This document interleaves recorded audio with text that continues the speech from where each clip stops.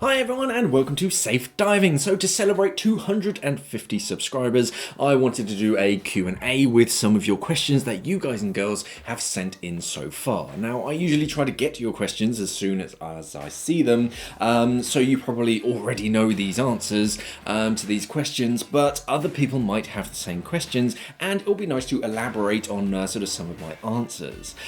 So I've got all of them down with me in front of me. I'm going to try and sort of elaborate and just sort of chat. I have no idea how long this is going to be. If it goes on for too long, I might turn this into just a two-parter because I've got about 2 pages of questions. So yeah, let's crack on and sort of go through some of your questions.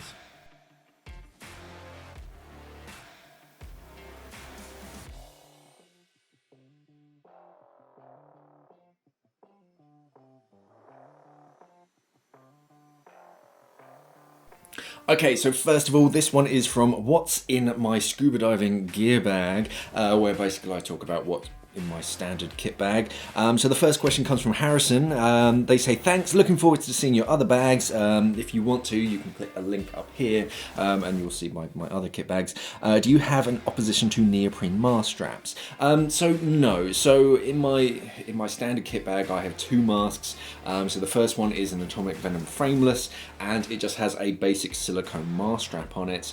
And yeah, I've had sort of neoprene mask straps, and they just go over the back. They protect your hair, sort of stop it from sort of pulling and tugging. They just wear out really quickly for me. I've gone through hundreds of them in my years, and yeah, I've no opposition to them. I just, as soon as one wears out, you kind of take it off, you throw it away, and I just haven't really bought a new one since. And the standard mask straps, they do the job. My hair's not that long, especially with this quarantine haircut, so yeah, it's not an opposition, it's just that I don't have one fitted to my masks at the moment. Guy wants to sort of ask, great channel, Mark, thank you. And as usual, coming for you, very informative. I do, however, have one question for you. How in God's name do you get behind that desk? Looks like you're pancaked between it and the wall. There's actually quite a lot of space between here. It used to be a lot closer. I've been fiddling around with my sort of camera lenses and all that. I actually have plenty of space. There's a good few feet for me back in here, and the diet's been going fairly well. So yeah, I've got a little bench here, and yeah, I actually have plenty of space. I've got lots of spares here. I've actually right now, I've got my screws at the moment because I've been actually building a birdhouse. But yeah, I've got lots of space and lots of stuff back here. So yeah, don't worry about me. Tom Keach asks, what torch do you use and do you carry a spare with you? So my primary torch is this guy, and this sits on a Goodman style handle.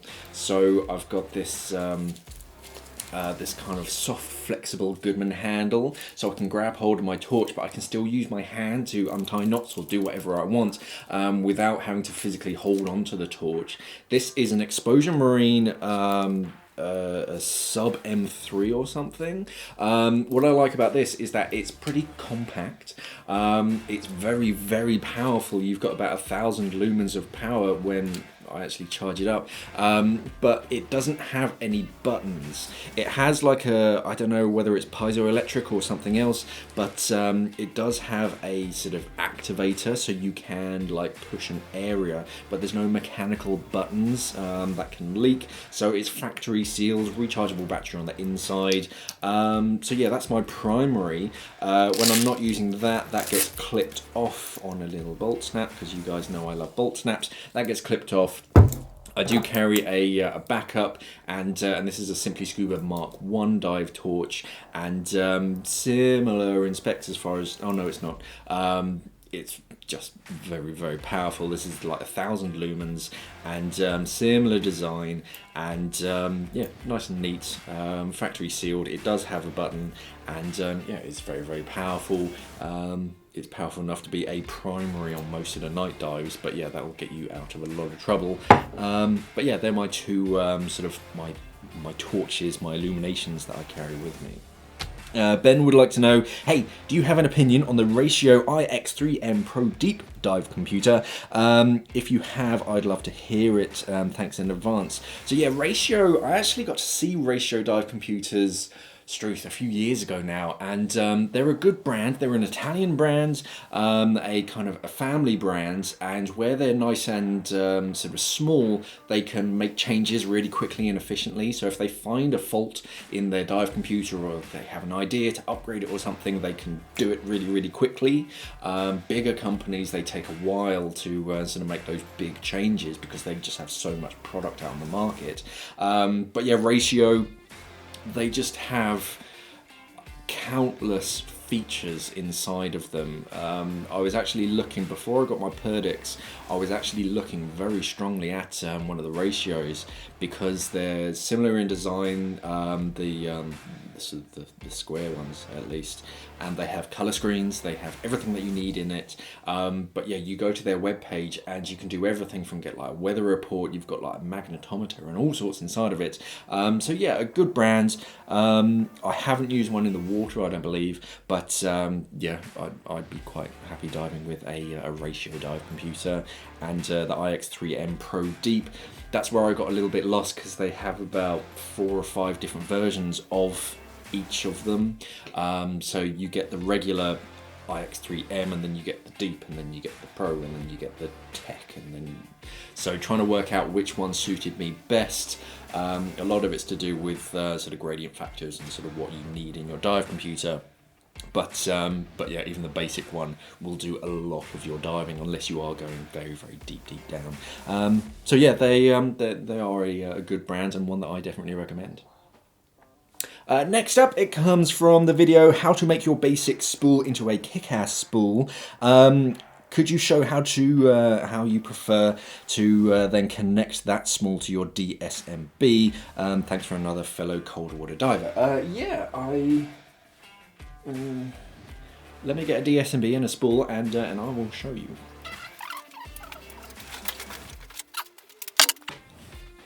Okay, so DSMB, spool. So in the water, so first of all, this would all sort of come out of my pockets and they stay separate in my pockets. It's rare that I clip them off together. But yeah, so the first thing is sort of get your DSMB out and don't really do anything. Don't undo that bit of bungee, because if you do that too early, it's just going to start to unfurl and just sort of be really annoying. And if it gets caught in a current, it's just gone. So if anything, leave that in a pocket until you've got your spool lined up. With your spool, take the double ender off and clip that onto something like a D-ring. Get that out. This is my warm water sort of spool, so it doesn't have the extra little bunny ear on it. So then what you're going to do is you're going to pass this end of the leader, which is the kind of the loop. So you hold on to it and pass that through the D-ring on your DSMB. And now you can do one or two things. If it's a compact DSMB, you can pass that leader over it, or you can pass that leader over your spool. And that just creates a really, really quick and effective knot that's just going to attach it onto your DSMB. So then pay out a little bit of line and make sure that you're holding it so that you can never kind of just grab hold of it. Because if that suddenly gets whipped away, you want it to be able to pay out some line without kind of snatching it out of your hand or yanking you with it. So when it's attached, then you can start to undo it, and then all you basically do is just unfurl that, inflate it orally, because as you're exhaling, you're switching your buoyancy from your lungs to your SMB, so that way your buoyancy doesn't change, at least for the first breath, and then when you next inhale, hopefully that will send up. And yeah, that's basically it. That's how you attach a DSMB onto your spool. A lot of people think that because you get your double ender, you're supposed to clip it on, but actually this is a locking mechanism. So you attach that onto that. You can lock it off if you really want to. I've seen some people do that, but it's never been an issue for me. But yeah, it's not for sort of clipping onto your DSMB and sort of a joint in between. This is a locking mechanism that stays with you. Now on the video, my summer travel scuba bag, Tom Keach would like to know, I would like to hear your thoughts on backplate and wing setups that have weight pouches and clips on the arm straps, like the X-Deep NX Zen Deluxe. Okay, so integrated weights on backplate setups, I'm kind of okay with. I don't have them on my own just because it's just extra stuff, and if I'm diving somewhere nice and warm, I don't need that much extra integrated weight, and I kind of like having a separate weight belt. Integrated weights do mean that you can ditch some of your lead, but not all of it, because they're usually sort of two separate ones with a weight belt. If you want to do that, you get rid of all of your negative buoyancy, whereas with a sort of weight integration system, you have two separate pouches. You can actually ditch one of them, and that way you're just ditching half of your lead, so that way you're not zipping up to the surface if you're at any great depth. So it is a nice kind of alternative, but it's just, it makes your entire unit really heavy, especially when you're in the water. If you have to sort of pass that entire thing up to the guy on the boat, that's a real pain. Yeah, just kind of lugging it around is a bit of a pain. I just kind of prefer an actual weight belt. They're nice and secure, and yeah, the attachment points I've never had an issue with. And clips on the arm straps, like the X-Deep NX Deluxe. So the X-Deep, for those of you who don't know, the X-Deep range, they have the deluxe version and the standard version. Standard version is pretty DIR, so it's just a single piece of 2-inch webbing. The deluxe version comes with extra padding and whatnot, but it also has pinch clips and quick release, sort of quick adjustment straps. These are failure points for DIR divers, because a piece of plastic, you've got two integrating pieces of plastic that are just gonna sort of get old, they're gonna get brittle, and if anything's gonna break in that loop, it's gonna be that. So I'm not a huge fan of it. I dive a single piece sort of setup. Yes, it can be a bit of a pain trying to get into it. To start with, you do that weird kind of shuffle where you have to almost like sit on the ground and then go up into it. But if you have something like an A-gear Harper loop that you've seen on my back plates, you can actually extend that left-hand strap without breaking that loop. So yeah, if I was going to sort of invest in a Zen, then I'd probably go for the standard version. But I'd leave the integrated weights out. It's personal preference. Do what feels right for you. I just prefer an actual weight belt. Leopold Bloom would like to ask, since you're a fan of backplate BCDs, or sorry, backwing BCDs, in the open water, or OWD, open water diver, I learned not to clip too much gear onto my D-rings, hashtag Christmas tree. Yeah. In the rescue diver course, I was advised to bring a DSMB, a spare mask, a backup lamp, and all that stuff. Now I'm thinking about a back wing setup. Where do you put all that stuff on a backplate wing jacket? Maybe it's even an idea for a video. I think I've actually done this already. What extra equipment do you rely on as an advanced but recreational diver? Okay, so the only things that are clipped off onto D-rings are going to be my backup torch gets clipped off onto my left-hand D-ring, and that just sits there against my harness and that stays out of the way. And then the only other thing I have clipped off is going to be my SPG onto my left hip, and that's it. Everything else sits in pockets. I have done this video because that's going to pop up somewhere here. Yeah, so on the right, it's I've got everything from my notebook to my sort of spare mask and all that kind of stuff, because if you clip it off, yeah, Christmas tree, it's just going to dangle all over the place. It's going to be flappy snag hazards everywhere. You're going to lose stuff. It's going to create so much drag. Whereas if it's in thigh pockets, one, it's a lot easier to get into instead of pockets that are up here. On BCDs and jacket styles especially, you get these pockets up here. They're a great idea, but really get into them is a real pain in the neck, and as soon as you put something into it, it actually reduces your overall maximum buoyancy of that BCD, because you've got stuff in the pocket and that can't inflate with that there, so you're kind of compromising that. So yeah, I just put stuff in thigh pockets. If you don't have thigh pockets on your sort of wetsuit or your dry suit, then you just get some actual thigh pocket shorts, and yeah, they're just much better for just sort of storage. You can also get butt pouches. You can clip stuff off just in the small of your back. That's quite a handy storage place. I'll often put a spool just in there. But yeah, normally I'm diving with sort of thigh pockets just to keep my stuff all together. Yeah, what do I actually take with me? So yeah, my spare mask, my my notepad, my wet notes, spare mask, notepads, spare SMB, spare spool, you never know, a knife, usually another double ender, another knife, and my primary sort of spool and DSMB, and that's about it. I don't like to bring sort of too much. You see some people asking whether they should bring down tools. I've never seen a reason for bringing down tools unless you specifically know you're going to do something with a wrench. Why would you bring it? As far as collecting ghost gear, you can bring down sort of mesh nets and whatnot if it's small enough. Most of the stuff that I end up collecting just sort of goes in a pocket. No, that's about it. I don't tend to bring a lift bag with me neither, because I have 2 SMBs, so I can sort of control my buoyancy if something goes wrong with my primary BCD. On the video, how to tie basic scuba knots, Matt Vish would like to know what knot to use to secure a BCD with twins, or doubles as they put it, to a line in choppy waters so they can be pulled safely on board, or maybe use a double ender. No, not load bearing. So I presume you're in the water and someone's lower down a line to you and you want to know what to tie on. Just a bowline, something secure. I wouldn't do anything sort of much else. You can probably use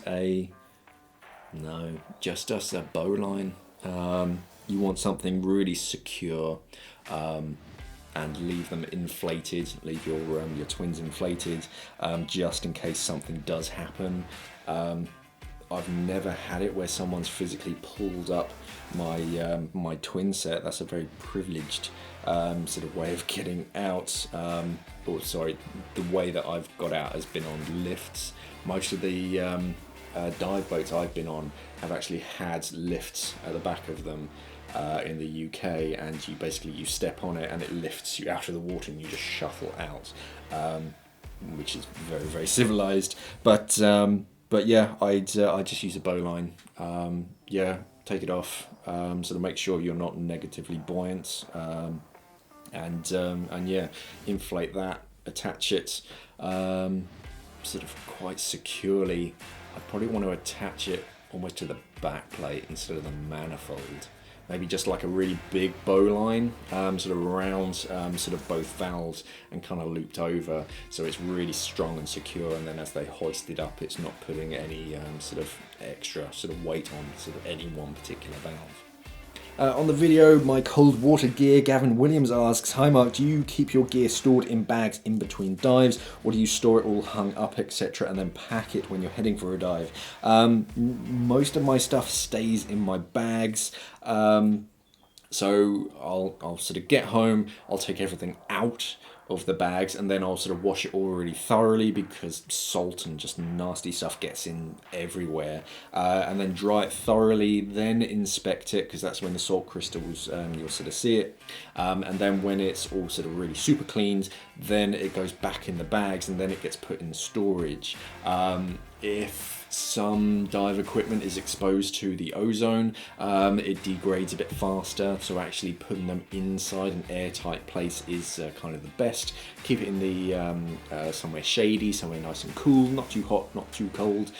Treat it like bread, and yeah, it'll last a lot longer. For wetsuits and whatnot, Yeah, any kind of neoprene, I try and keep it as uncompressed and unfolded as possible. So my wetsuits are going to be hung up, but I don't use them too much, to be honest. So they just kind of sit in my closet. But yeah, everything else does tend to stay in its bag, so I know exactly where it is. My dive stuff just gets all over the house because I kind of use it for sort of whatever I think, oh, I could do with a such and such to, I know, a line to hold this tarpaulin in position. I was like, oh, I'll just use one of my spools.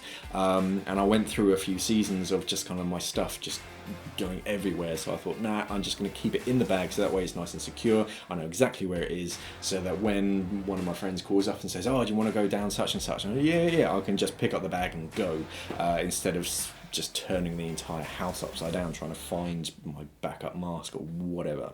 So yeah, most of my stuff stays in the bag. On the video, how I build my diving twin set, Clarky Sam says, nice video, thank you. I've been considering adding a 90-degree swivel to my long hose, but my concern is that it will make donation more difficult as it's floppy. How do you find it? So this is what he's talking about, and you see on my hose I have this 90-degree sort of swivel, as it were. It's not a true swivel as such, but instead of the hose coming in straight in at a sort of 180-degree angle, it comes in at a 90-degree angle, and it's never been an issue whilst donating. I have donated in a couple of out of air situations, and it works fine because normally when you're sort of breathing from it, you grab it, you tuck it over your head, and then you sort of pass it to them, and in that motion you can sort of do a bit. I mean, the worst that it can do is probably sort of roll like that, but then the other guy is going to receive it, and it is fairly sort of easy. Most divers, especially if you're at the kind of the long hose primary donate setup, they're going to understand that the mouthpiece goes at the top, and that's what you breathe from. It was only when I was teaching very sort of entry level courses that a few divers might sort of go to put it in that way. Mouthpiece at the bottom just means you're going to get all that sort of water that's still inside of it because it won't purge. But yeah, the 90-degree hasn't been an issue for me. If anything, it makes life a bit easier because it routes sort of straight back towards me if we're facing one another. So that way, if I twist, it's not going to sort of pull in a certain direction. It's kind of already in that direction. So it's never been that much of an issue for me. And yeah, most divers, if they run out of air, they're going to see that second stage, they're going to see that mouthpiece and know how to put it in. So no, for me, it's never been an issue. Harrison would like to know, really appreciated this video. Question for a follow-up video. You mentioned feeding your hose under your dive knife, much under your belt. Does your dive knife go to secure the hose there? Yes.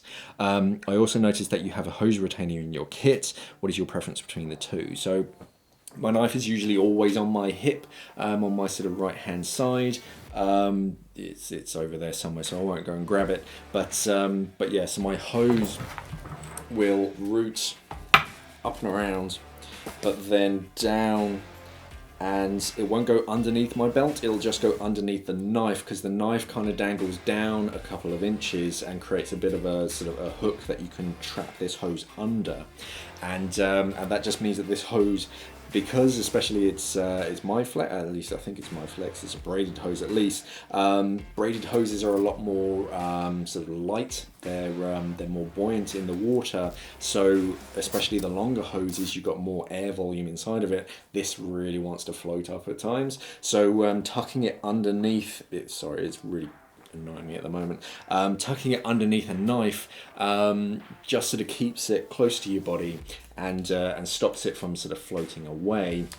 And yeah, it's only in some places if they don't like you to bring a dive knife. That's why I have that hose retainer bar. It's just a simple, it's just a rod of Delrin, and that sort of takes position. No personal preference. The Delrin bar is perfectly fine. It's nice and smooth. It does the job, but it only does one job, whereas my dive knife is multifunction, so I'd kind of rather my dive knife. But if I'm not allowed to bring my dive knife for whatever reason, then yeah, I'll use that. The third question on this video was from Carl Fenderlander. Good to see you dispensing knowledge again, thank you. I'm just starting diving on twins, and my regs don't have the handy port on the end, which makes hose routing a bit more interesting. How do you recommend routing hoses in this case? Thanks. So what he's talking about is, on my first stage, I have this 5th port coming straight out, kind of ventrally, I don't know. Not all first stages have that. Most just have 2 on one side, 2 on t'other.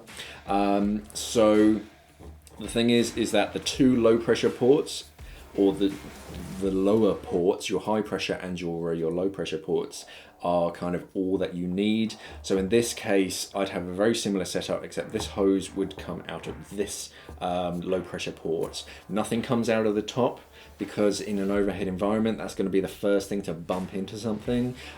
So just kind of right off these ports. All you really need is 2 low pressure ports and 1 high pressure port, and they all route downwards, down from the tank valve, so they don't get sort of sheared off or bumped into anything.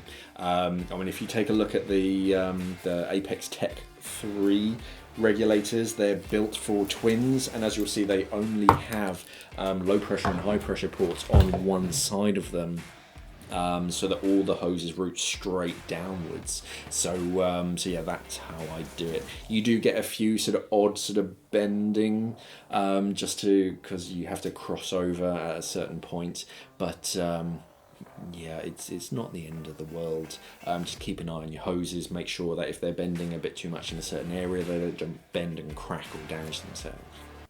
Hi guys, so yeah, when I was editing all of this together, it turns out that this was becoming a very, very long episode. So I am going to split this up into 2 separate parts. So this is the end of part 1. Part 2 I'll upload, I don't know, next week sometimes. To be brutally honest, because I like waffling on so much, I could have turned this into a 5-parter. So what I'm going to do is I'm going to start to do these sort of maybe like once a week, or at least sort of maybe twice a month or something, just so that I can answer your guys' questions and just sort of chat, and that way my questions won't sort of build up so that I'm sort of just sat here talking to myself in a camera for an hour at a time and then trying to edit it all together. So yeah, this is the end of part 1. Stay tuned for part 2. Don't forget to like, share and subscribe, so that you know when that's uploaded. So yeah, here's the outro. Okay, so thank you very much for watching this video. On my channel, I upload videos every single week, all about how to become a better scuba diver. Now, I've been working in and around the diving industry for a very long time now, and I have a lot of advice that I can help you out with. So if you need any help or advice with anything to do with scuba diving, just let me know in the comments below, and subscribe to my channel, because I'll probably make a video all about it to help you out. So you can click here to check out one of my latest how-to videos to upgrade your equipment and your diving, and click here to check out one of my scuba diving advice videos. Thank you for watching, and of course, safe diving.